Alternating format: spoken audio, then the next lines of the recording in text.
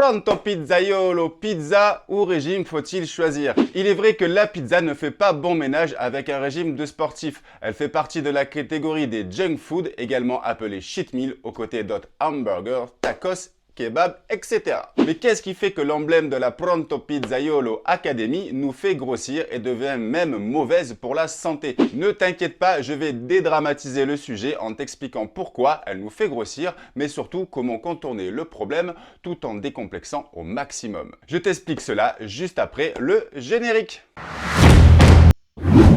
Avant de commencer, comme de coutume, je t'invite à télécharger dans la description mon petit e-book dans lequel je te fais part de mes bons tuyaux de pizzaiolo pour commencer ton apprentissage, consulter les bons blogs, les bons groupes Facebook, bref, tout ce que tu dois savoir et par où commencer à piocher les bonnes informations pour commencer ton apprentissage en partant de zéro. Pourquoi la pizza fait grossir? Triste réalité que d'admettre que la pizza nous empâte sans mauvais jeu de mots. Malheureusement, elle est constituée des 3 poisons blancs reconnus comme étant mauvais pour la santé.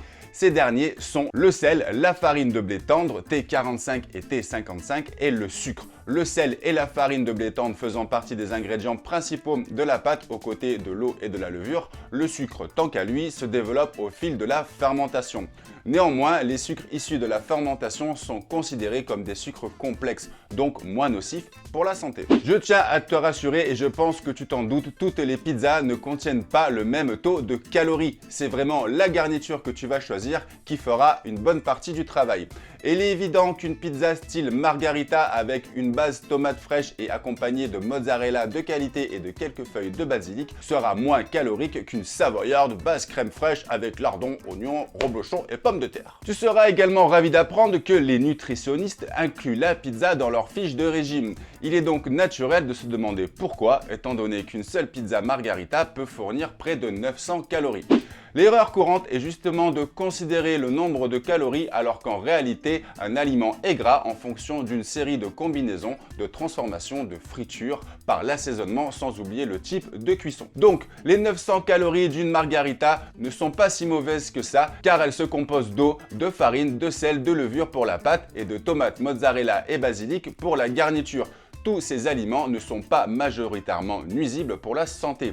Cependant, tu peux améliorer ta consommation en préférant une farine complète ainsi que mozzarella légère. Sache que ce sont les farines T45 et 55 pour les appellations françaises et T00 et T0 pour les appellations italiennes qui sont recommandées pour la pizza en raison de leur faible teneur en sels minéraux et leur forte teneur en gluten. Plus d'infos en visionnant cette vidéo. Les farines plus complètes auront une fermentation différente fournissant une mie plus dense après la cuisson. Elles apporteront un indice glycémique plus bas et seront de ce fait meilleures pour la santé. Pour ceux qui suivent un régime, il est important d'éviter sur la pizza charcuterie, viande grasse et divers types de graisses qui alourdissent et augmentent l'apport calorique. D'ailleurs, si tu es à la recherche d'une pizza diététique, je t'invite à visionner cette vidéo dans laquelle je te fournis une recette de pâtes et de garniture que tu peux lier à un régime sportif. Je précise que je ne suis pas diététicien, néanmoins, sache que pour perdre du poids, il est important de dépenser plus de calories que ce que l'on en consomme. Et de préférence, des calories de qualité. Bref, même en suivant un régime, il est conseillé de se faire plaisir une fois de temps en temps pour éviter toute frustration liée à trop de restrictions.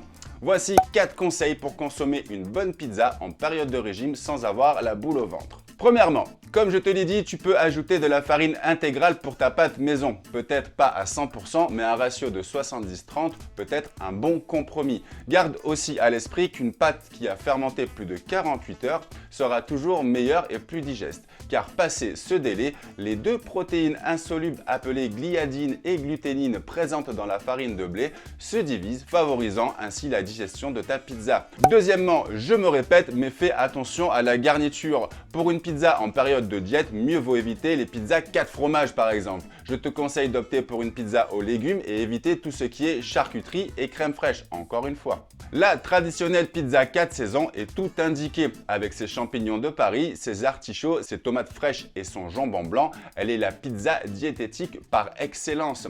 Je t'invite à visionner cette vidéo au passage où je t'en apprends plus sur les origines de cette recette populaire. Troisièmement, mange lentement. Tous les nutritionnistes sont d'accord sur le fait qu'il est important de prendre le temps de manger et de bien mastiquer. Autrement dit, prends le temps de savourer tes repas. De plus, une bonne mastication permet de faciliter la digestion. Apprécier ces repas doit faire partie des moments de nos quotidiens, surtout quand l'on suit un régime, quel qu'il soit. D'autant plus quand on se fait plaisir avec une bonne pizza. Quatrièmement, évite les sodas et les bières. Le combo bière-pizza ou Coca-Cola pizza ou les deux est à bannir, surtout en période de régime. L'eau est ton allié et ton partenaire minceur. Pour résumer, quels sont les points importants pour une pizza saine et équilibrée? Réaliser une pizza à base de blé entier, 100%, ou en complément d'une farine T45. Ajouter des légumes frais comme des épinards, des champignons, des tomates, des poivrons, des oignons et de l'ail pour augmenter la teneur en vitamines, minéraux et antioxydants. Utiliser de la viande maigre comme de la viande de poulet grillée, de la viande de dinde, du jambon blanc, plutôt que des viandes grasses comme le pepperoni ou la saucisse de porc. Ajouter des herbes et des épices fraîches comme le basilic, l'origan, le curry, le curcuma, qui sait pourquoi pas partir sur certaines excentricités de recettes, sans ajouter pour autant de sel ou de calories supplémentaires. Utiliser des fromages faibles en gras ou préparer une pizza sans fromage. Éviter les sauces riches en calories comme la crème en optant pour des sauces à base de tomates faibles en sodium. Pour résumer, une pizza peut être saine et préparée en choisissant des ingrédients sains, en limitant la quantité de fromage et de viande tout en évitant les sauces riches en calories. Voilà Pizzaiolo, cette vidéo touche à sa fin. Je te mets le lien du blog du Pizzaiolo dans la description afin que tu puisses te rendre sur certains articles qui pourront te fournir quelques recettes de pizza allégées, diététiques, tout ce qui est en rapport avec ce que je viens de t'expliquer. Je te laisse avec Luigi pour le générique de fin. A presto, ciao! Si, Luigi, c'est moi. Mais tu vas pas partir comme ça. Tu prendrais bien une part de pizza, non? Aspetta, tout a posto. Et voilà. Si la vidéo t'a plu, je t'invite à mettre un pouce bleu, à activer la clochette, à laisser un commentaire, ainsi qu'à t'abonner si ce n'est pas déjà fait. A presto, ciao!